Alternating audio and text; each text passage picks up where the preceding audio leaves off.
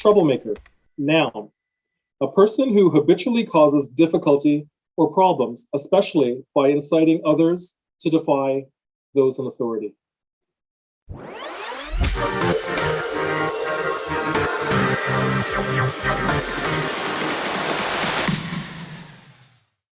My name is Christopher Hunte. I'm a Black man who was born in Toronto and grew up in Eastern Ontario, the first of three boys. My parents emigrated from Guyana in the 60s, making me first-generation Canadian. From a very young age, I knew I was different. We lived predominantly in white middle-class neighborhoods, and I had all white friends. High school came easy to me. I was one of three Black kids in my school of 1,500. I was very social and belonged to the student council, drama club. I played sports and was a member of our award-winning band. Fashion and interior design were also high on my list of priorities growing up. My teenage hormones eventually kicked in, and I found myself attracted to males and females. I did not have the language for it yet. It was not until my graduation year that I had my first experience with one of my male friends. Around the same time, I was dating a girl whose best friend was the first out gay person that I'd ever met. He was the one that unlocked the closet door and helped me break the news to his best friend and my girlfriend. He also took me to my first gay club, where we watched an amazing drag show. I was hooked.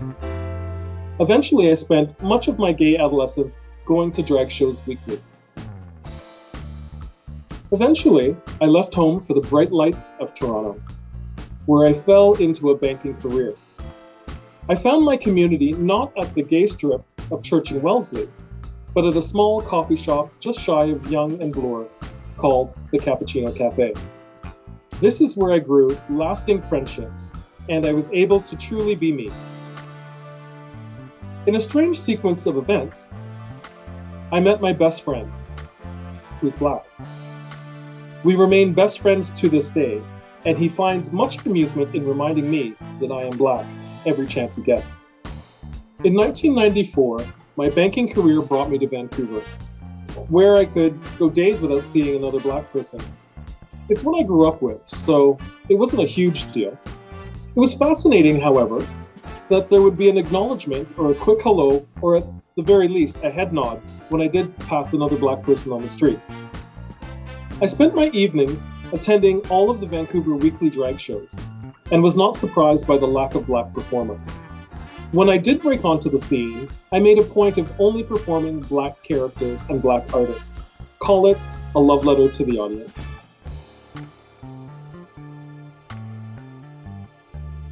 To date, I am happiest when I'm on stage sharing my art and commanding the room, or standing in the middle of Davie Street performing.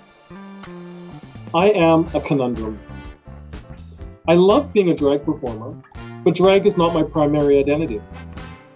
When I'm out of drag, I'm Christopher. My pronouns are he and him.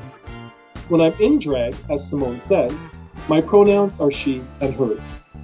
For years, I've had to correct people to the point of uncomfortableness. Sports are an integral part of who I am. I grew up in a household full of sports, both playing and watching. To this day, I can enjoy a good hockey, soccer, football, or basketball game. And yes, I can throw a football, I can shoot hoops, I can play tennis and volleyball. I'm not sure if this makes me feminine masculine or masculine feminine, but to be honest with you, I really don't care. I'm full of love, yet emotionally stunted. I have never had my heart broken. This is not to say that I've never been in love. I just, more accurately, keep people 2 arms lengths away from my heart. I have always been attracted to white individuals, and I wonder, is that because of my upbringing within white communities? I do, however, remain open and receptive to all races. Coming to terms that I'm a difficult person to be in a relationship with has taken its toll and given me time for self-realization and discovery.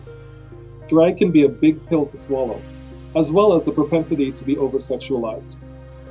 Having a larger-than-life personality has both attracted and put off potential suitors too.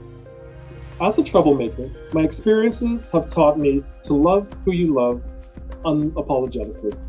When the energy is strong enough, the parts don't matter.